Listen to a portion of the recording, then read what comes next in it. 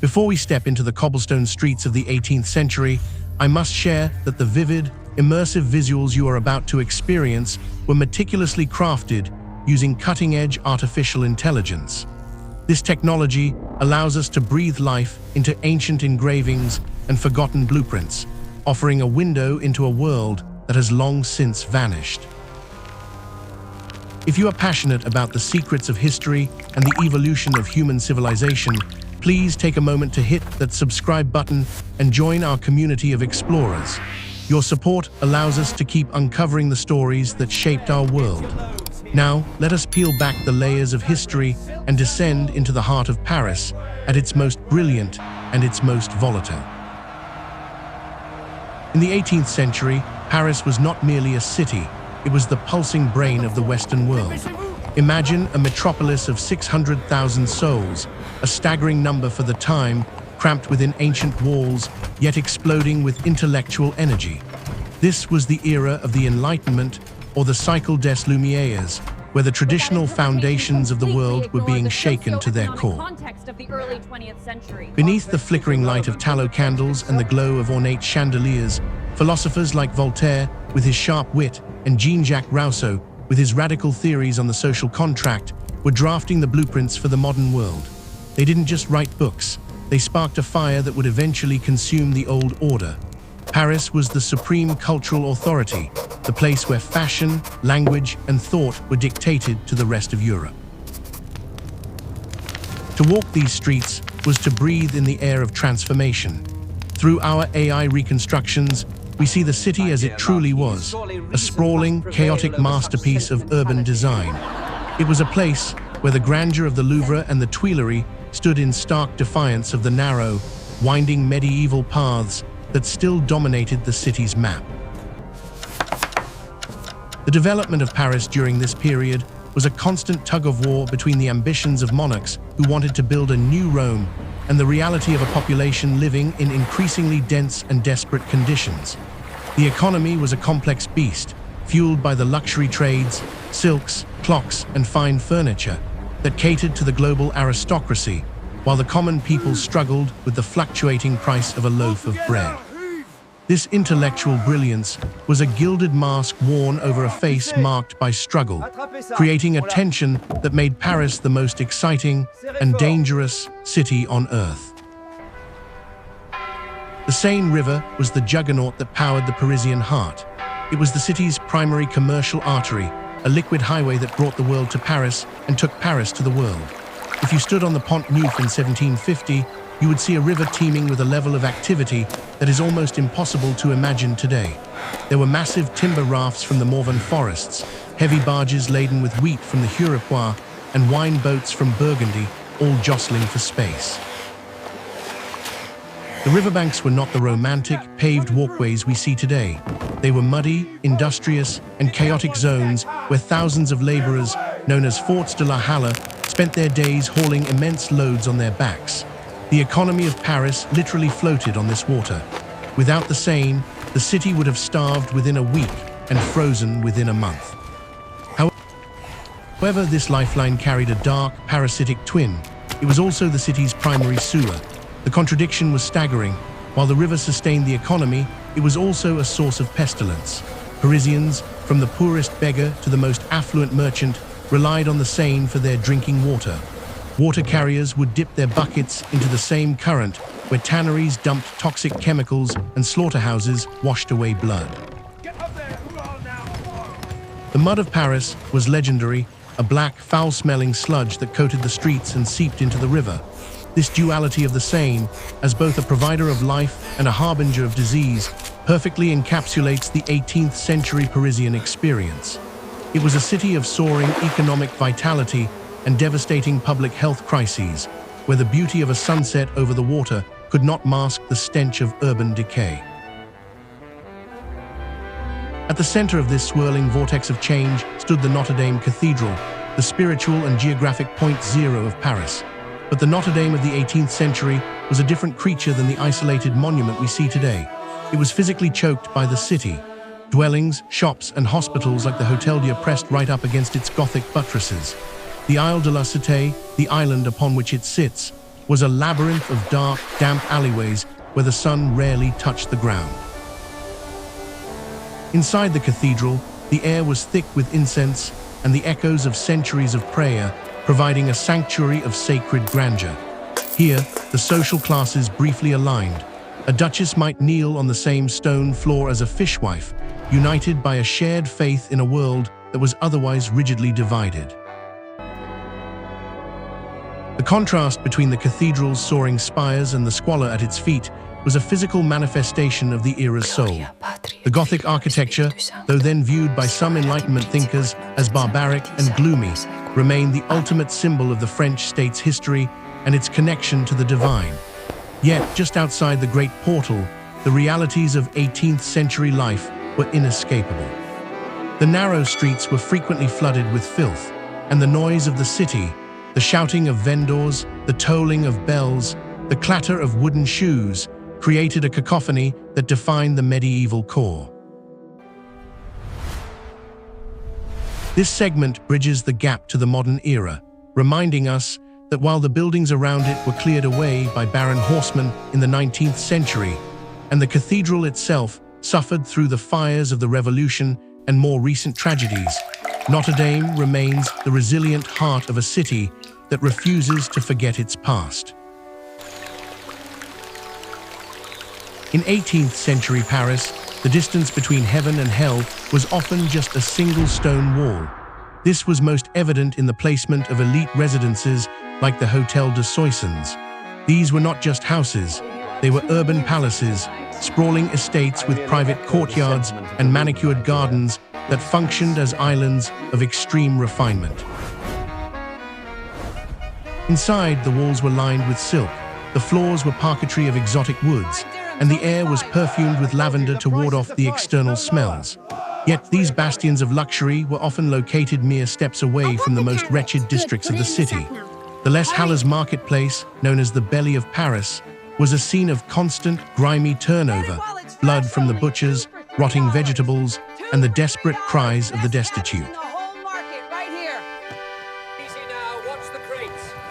This juxtaposition was the defining visual of the era. A nobleman in a powdered wig and embroidered coat would have to be carried in a sedan chair to avoid the Parisian mud that could ruin a year's wages in a single step. The social imbalance was not just a political concept, it was a physical reality. The aristocracy lived in a state of curated isolation, yet they were surrounded by a sea of poverty that was increasingly literate and increasingly angry. Many of these grand hotels vanished during the Revolution or were demolished to make way for new roads, their gardens paved over and their statues shattered. Their disappearance serves as a haunting reminder of how quickly the symbols of power can be erased when the scales of justice finally tip. One of the most fascinating anomalies of 18th century Paris was the Temple district. This was a city within a city, a semi-independent enclave that operated under its own set of rules. Originally the fortified headquarters of the Knights Templar and later passed to the Knights Hospitaller, the temple was a privileged place. This meant it was exempt from royal taxes and, crucially, from the stifling regulations of the city's guilds. For an ambitious craftsman or a debt-ridden aristocrat, the temple was a sanctuary. It became a hub of luxury production and innovative trade because people there could work outside the rigid laws that governed the rest of Paris. It was a place where the old world of crusading knights met the new world of unregulated capitalism. The temple's autonomy made it a magnet for the eccentric and the elite. It had its own gardens, its own palaces, and its own culture of hidden freedom. However, this autonomy had a shelf life. As the monarchy sought to centralize power, these pockets of privilege became targets of resentment. During the Revolution, the temple's symbolic importance shifted from a place of refuge to a place of incarceration. It was here that King Louis XVI and his family were imprisoned, stripped of their titles and their divine right, waiting for the blade of the guillotine. The temple, once a symbol of ancient, knightly independence, became the tomb of the French monarchy, illustrating how the very structures designed to protect the elite can eventually become their cages. Feel the quality of this crimson silk. Despite the rigid class structure, there were moments when the social fabric of Paris unraveled in the best way possible. The seasonal fairs, most notably the Fair of Saint-Germain, were the ancestors of the modern shopping mall and the theme park. For a few weeks a year, the fairground became a dazzling labyrinth of commerce and entertainment. You could find luxury goods from the Orient, the latest clockwork inventions, and theaters performing rowdy comedies. But the real attraction was the social mixing. In the crowded cafes and around the gambling tables, the boundaries of the three estates blurred. A clerk might rub shoulders with a marquis. A bourgeois merchant might share a bottle of wine with a wandering poet. And you are far too beautiful for a noblewoman. These fairs were the engine of a new kind of economy, the economy of desire. They weren't just about buying what you needed, they were about buying what you wanted. They fostered a culture of consumption and leisure that would eventually define modern Western life. The theatrical performances often poked fun at the government and the church, acting as a pressure valve for social frustration. Yet, like so many aspects of the Ancient Régime, these vibrant spaces were victims of the very change they helped foster. When the revolution arrived, the frivolous and decadent nature of the fairs was viewed with suspicion by the new, austere Republican order.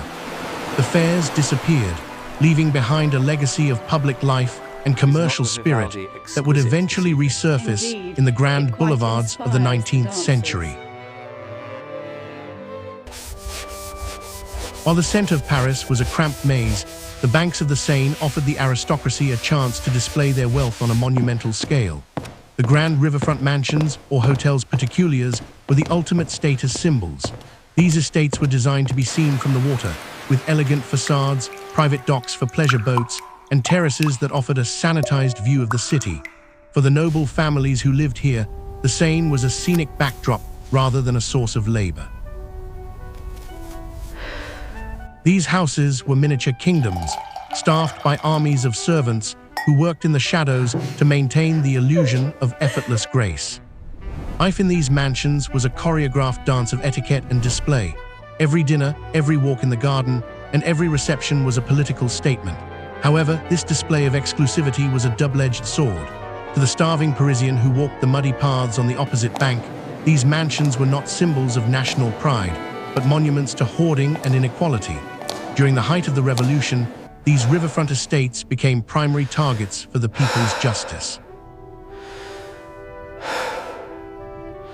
Many were looted, burned, or nationalized, turned into government offices or public institutions. The destruction of these private paradises marked the end of an era where wealth could be flaunted without fear of the consequences. We cannot understand 18th century Paris without looking 12 miles to the southwest, to the Palace of Versailles. If Paris was the brain of France, Versailles was its ego. Louis XIV had moved the court here to escape the volatile Parisian mobs, creating a gilded cage where he could keep the nobility under his thumb. By the time of Louis XVI, Versailles had become a sprawling complex of unparalleled opulence. Every inch of the palace, from the Hall of Mirrors to the vast geometric gardens, was designed to project one message: the king is the center of the universe. Life at Versailles was governed by a stifling system of ritual. The lever, the king's rising, and the coucher, the king's retiring, were public events where courtiers competed for the honor of holding the king's shirt or pouring his wine. This was power through proximity. However, this obsession with ritual and display came at a catastrophic cost. The maintenance of Versailles, combined with the costs of endless wars, drained the French treasury. While the courtiers ate off gold plates and discussed the latest Enlightenment theories in the palace salons, the kingdom was spiraling toward bankruptcy. The distance between Versailles and Paris was not just measured in miles, but in a growing psychological and economic chasm that would eventually lead the people of Paris to march on the palace and drag the royal family back to the city as prisoners. Amidst the luxury and the poverty, the 18th century was also a time of profound state-sponsored ambition in the realms of science and public welfare. The Paris Observatory is a prime example. Established by the monarchy, it wasn't just a place for looking at stars. It was a statement that France was the world leader in reason and discovery. Scientists like the Cassini family mapped the heavens and the earth, providing the data that would eventually help standardize weights and measures. This was the state seeking legitimacy through knowledge. If the king could master the stars, surely he could master the kingdom. Similarly, Les Invalides stood as a massive monument to military honor and state responsibility. Built to house aged and wounded soldiers, it was a revolutionary concept for its time, the idea that the state had a moral obligation to care for those who fought for it.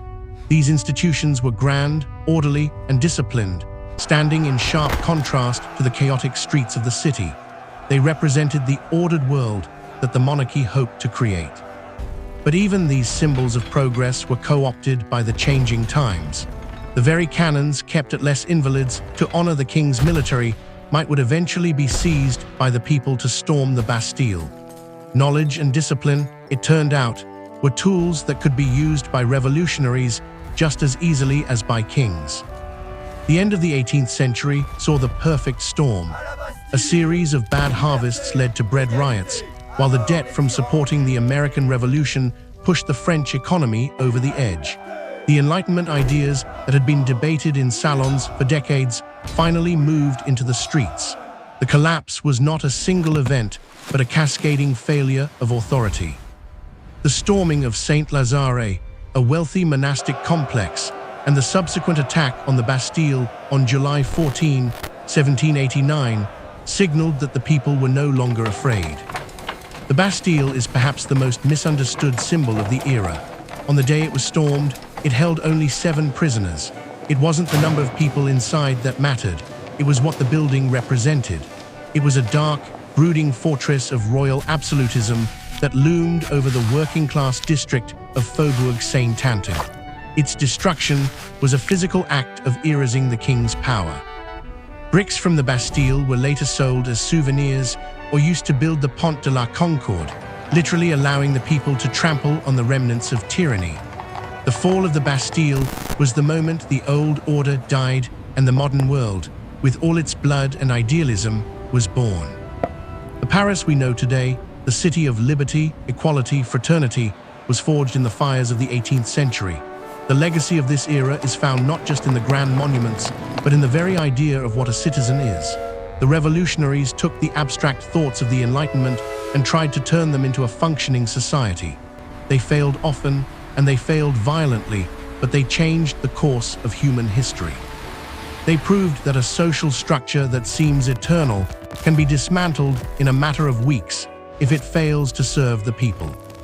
As we look back at the restored streets and the stories of the people who walked them, we see a reflection of our own world. We see the same struggles between the elite and the marginalized, the same tensions between economic growth and environmental health, and the same drive for scientific progress. The 18th century Parisians teach us that history is not a straight line of progress. It is a cycle of building and breaking, of dreaming and waking. The city's forgotten streets are still there, buried beneath the modern asphalt, reminding us that every age is merely a layer on top of another.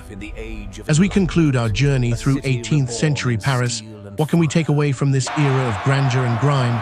The most profound lesson is the fragility of imbalance. A society that flourishes at the top while rotting at the bottom is a society on the edge of a precipice. Enlightenment Paris shows us that brilliance and culture cannot save a system that ignores the basic needs and dignity of its people.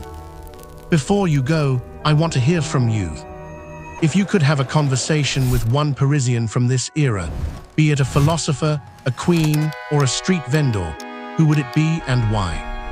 Do you think our modern world is currently in its own enlightenment, or are we facing a 1789 moment of our own? Let's keep the conversation going in the comments below. Thank you for watching, and if you haven't already, please subscribe to join us on our next historical adventure. Until next time.